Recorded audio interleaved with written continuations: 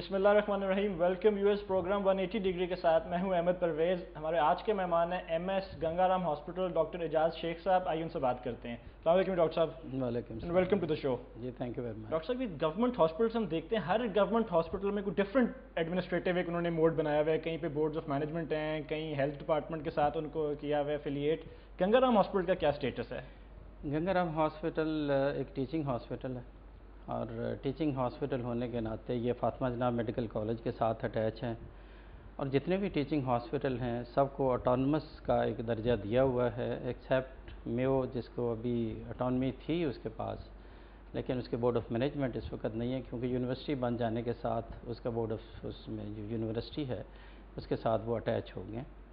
اب باقی جتنے بھی ہاسپٹلس ہیں یہاں ہیں, لاہور میں ہیں یا آؤٹ سائڈ لاہور ہیں, جیسے نشتر ہے, فیصل آباد ہے, بہاولپور ہے, یہ سارے کے سارے پنڈی ہیں, سب بورڈ آف مینجمنٹ کے تحت کام کرتے ہیں, اور یہ بورڈ آف مینجمنٹ 203 سے بنے ہوئے ہیں, اس سے آن ورڈ. کئی ہاسپٹل میں بورڈز آف مینجمنٹ ڈیزالو ہوئے تھے, اس کے بعد دوبارہ بنائے نہیں گئے. آپ کا بورڈ بھی اس وقت فنکشنل ہے؟ ہمارا بورڈ اس وقت بہت فنکشنل ہے, اور پہلا بورڈ الحمدللہ جو ہمارا پہلا کام کر رہا تھا وہ جسٹس میاں محبوب صاحب جو کہ ہمارے ہائی کورٹ کے چیف جسٹس تھے, ان کی سربراہی میں کام کر رہا تھا. اب بھی ہمارا جو بورڈ ہے سید یاور علی صاحب بڑی ایک نون پرسنالٹی ہیں, ان کی سربراہی میں کام کر رہا ہے, اور ہمارا یہ بورڈ ہے کافی فنکشنل, فعال اور بڑا اچھا کوآپریٹو اور بڑا ہیلپ فل ہے. دیکھیں چلیں, آپ نے کہا اٹانومی دینے کے لیے یہ بورڈز بنائے گئے تھے, کس حد تک اٹانومس ہو گیا ابھی ہاسپٹلس؟ اٹانومی جو ہے اس کو ہم اگر آپ کہیں کہ بالکل ہم سیدھی بات کریں تو اٹانومی کو ابھی ہمیں امپروو کرنے کی ضرورت ہے.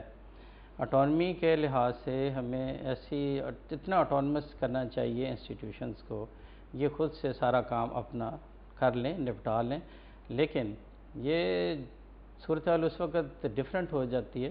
یہ اٹانومی دینے کا مقصد تو یہی تھا کہ ریسورسز آپ اپنے بلڈ اپ کریں, ریسورسز بلڈ اپ کرنے کے بعد اب گرانٹ ان ایڈ گورنمنٹ آپ کو دیتی رہے گی, اس کے ساتھ آپ کے ریسورسز میں جو آپ کی ضرورت ہوگی اب اپنے ریسورسز سے میٹ کرتے رہیں. لیکن یہ ایک سوشل سیکٹر ہے ہیلتھ کا, اب جیسے ہیلتھ ہے, ایجوکیشن ہے, واٹر سپلائی ہے, یہ سوشل سیکٹر کے پروگرامز ہیں. تو سوشل سیکٹر کے پروگرامز میں زیادہ ہماری جو گورنمنٹ ہے میں اس کو بھی پریز کروں گا, اس لحاظ سے میں پریز کروں گا کہ اتنے عوام کے لیے بہت زیادہ فری فیسلٹیز جو ہیں اس کو دی ہیں. ہر گورنمنٹ نے کوشش کی ہے, لیکن اس گورنمنٹ کا خاصہ یہ ہے کہ انڈور کی جتنی بھی فیسلٹیز, دوائیوں کا آپ ذکر کرنے لگے, اس پہ بھی آگے آپ سے بات میں کروں گا, بٹ بالکل اس پہ بات کرنی ہے. بٹ ڈاکٹر صاحب یہ بتائیے گا کہ جو بورڈ ہے اس میں پرائیویٹ سیکٹر کے علاوہ کچھ سرکاری لوگ بھی بیٹھتے ہیں, جو بی او ایم جو آپ کا ہے؟ بی او ایم جو ہوتا ہے, بی او ایم 8 ممبرس کے اوپر ہوتا ہے. 8 ممبرس میں 5 جو ہوتے ہیں وہ نان آفیشیل ہوتے ہیں, غیر سرکاری ہوتے ہیں, میجورٹی. ہاں میجورٹی, اور جو 3 ہوتے ہیں وہ 3 سرکاری ممبرس ہوتے ہیں.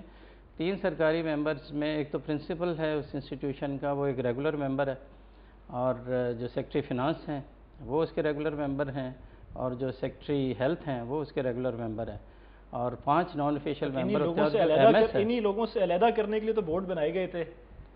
لوگوں سے علیحدہ کرنے کے لیے نہیں بنائے, گورنمنٹ انوالومنٹ کم کرنے کے لیے, لوگوں کو ساتھ ملانے کے لیے یہ بورڈ بنائے گئے تھے. سرکار نہیں بیٹھ کے چلانے اور سرکاری افسروں نے ہی بورڈ پہ بیٹھنا ہے, تو فائدہ کیا اس بورڈ کا؟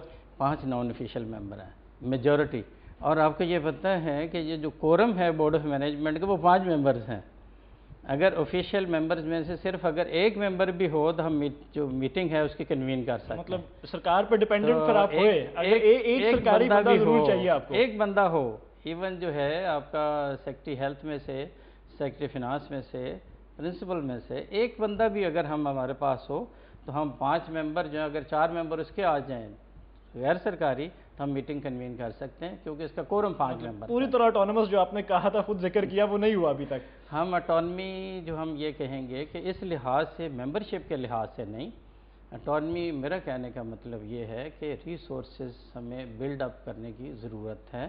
اگر فنانس ڈپارٹمنٹ ہمیں ریسورسز زیادہ تر اس کا میجر پورشن فنانس ڈپارٹمنٹ کا ہوگا تو پھر فنانس ڈپارٹمنٹ کی باتیں بھی ماننے میں کوئی حرج نہیں. ہم اور گورنمنٹ کوئی علیحدہ علیحدہ اینٹی نہیں ہیں, ہم اور گورنمنٹ ایک ہیں, بلکہ میں سمجھتا ہوں کہ ہم گورنمنٹ کا ایک اہم حصہ ہے. بہت اہم حصہ ہے گورنمنٹ کا ایک ہم اہم حصہ ہیں. جب ہم گورنمنٹ کا حصہ ہیں تو ہم سب ایک ہیں. ہم تمیز نہیں کر سکتے کہ یہ گورنمنٹ ہے اور آپ گورنمنٹ نہیں ہیں. نہیں، ہم بھی گورنمنٹ ہیں. ہمارے جو لوگ بھی آپ کو سرکاری ہسپتال ہی سمجھتے ہیں کہ سرکاری ہاسپٹل ہیں آپ لوگ. پر چلیں Ganga Ram because of its location doctor صاحب بڑی بزیسٹ اس کو کہتے ہیں، اس کو سمجھا جاتا ہے بیکاز کی لوکیشن بڑی سینٹرل ہے شہر کے لیے. آپ کی اس وقت کیپیسٹی ہے کتنی؟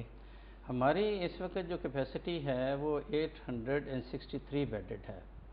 تو 863 بیڈڈ الحمدللہ پچھلے دنوں ہم نے جتنے بھی ڈسپلنز نئے ایڈ کیے ہیں اس کے ساتھ ہماری بیڈ کیپیسٹی جو ہے کافی تیزی سے اوپر گئی ہے. اور ہم نے ڈپارٹمنٹ، اگر میں تھوڑے سے ڈپارٹمنٹ آپ کو گناؤں جو آپ نے ایڈ آن کیے ہیں، جو ہم نے ایڈ آن کیے ہیں ڈیورنگ دی ریسنٹ پاسٹ، اس کے اندر سب سے پہلے تو میں یہ کہوں گا نیورو سرجری کا ڈپارٹمنٹ. ہم نے ڈپارٹمنٹ آف نیورو سرجری نیا بنایا.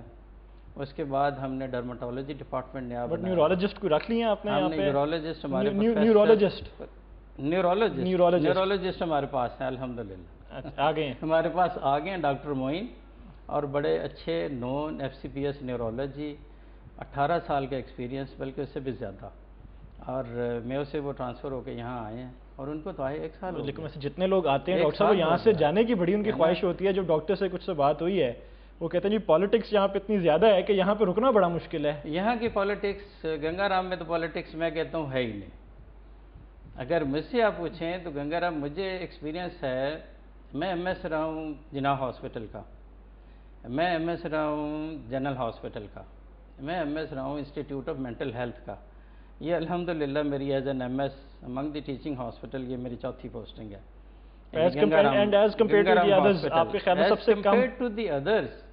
جتنا کام اینڈ کوائٹ اور خوبصورت ماحول گنگا رام میں کسی ہاسپٹل کا نہیں ہے. بٹ لیکن ڈاکٹرز کی پھر خواہش کیوں نہیں ہوتی یہاں آنا ڈاکٹر صاحب؟ ڈاکٹر صاحب کی جو ڈاکٹر صاحب یہاں آ جاتے ہیں انہوں نے دیکھا نہیں ہوتا گنگا رام کو. جو آتے ہیں پھر بھی نہیں جاتے نہیں ہیں، لیکن جو آتے ہیں پھر وہ ٹک جاتے ہیں. آپ نے اتنی چیزیں چھپا کے رکھی ہوئی کہ ان کا آنے کا دل نہیں کرتا. اب ہم نے یہاں سے نہیں جانا. اب وہ آتا ہے کہتے ہیں جی میں نے تو گنگا رام ہی رہنا ہے، اب میں نہیں جانے والا. چلیے ڈاکٹر صاحب 863 بیڈز ہو گئے آپ نے کہا. اس میں ڈیلی اگر ایمرجنسی بھی ہم شامل کریں کتنے پیشنٹس آپ لوگ ڈیلی دیکھتے ہیں؟ ہمارے پاس ایمرجنسی میں ہمارے جو پیشنٹ آ رہے ہیں وہ تقریباً 1200 سے 1500. یہ سیزنل ویریشن آتی رہتی ہیں. اگر ونٹر سیزن میں ہم جائیں گے نومبر دسمبر کے اندر ہم جائیں گے تو اس وقت پیشنٹ کی کچھ نمبر کم ہو جائے گا. اس وقت ہم 900 یا 1000 کے آس پاس ہوں گے. جو موسم آج کل کا موسم اب چل رہا ہے تو اس 1200 سے 1500 ڈیلی آ رہے ہیں. آج کل ڈیلی ہمارے ایمرجنسی میں پیشنٹ آ رہے ہیں. اور جو ہمارے او پی ڈی ہے، او پی ڈی میں اس وقت 1500 سے 2000 یہ آن ایوریج ہے. 2200 2300 2600 تک بھی پیشنٹ چلے جاتے ہیں. پیشنٹ او پی ڈی بھی ہمارے کافی جو بیڈز پہ ان کو آپ شامل نہیں اس میں کر رہے. تو اس وقت ڈیلی یہاں پہ اگر ہم آپ دیکھیں پیشنٹس تو اباؤٹ 3-3500 پیشنٹس کو دیکھا جاتا ہے او پی ڈی اور ایمرجنسی کی بنیاد کے اوپر، کیونکہ سارے لوگ داخل ہی نہ ہونے والے ہوتے ہیں. لیکن ڈاکٹر صاحب چلیں آپ کے ڈاکٹرز کتنے، اتنی جو انفلکس ہے لوگوں کی ان کو دیکھنے کے لیے نمبر آف ڈاکٹرز کتنے ہیں ہاسپٹل میں؟ ہمارے پاس الحمدللہ ڈاکٹرز 600 سے زیادہ ہیں.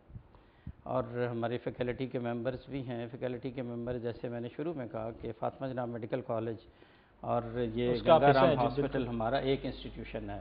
ہم اس کو ایک انسٹیٹیوشن ہی کے طور پہ ٹریٹ کرتے ہیں اور ایک انسٹیٹیوشن ہی کام ہمارا کر رہا ہے. سارے فیکلٹی کے ممبرس ہیں جو کہ ریگولر اس کے راؤنڈز کرتے ہیں.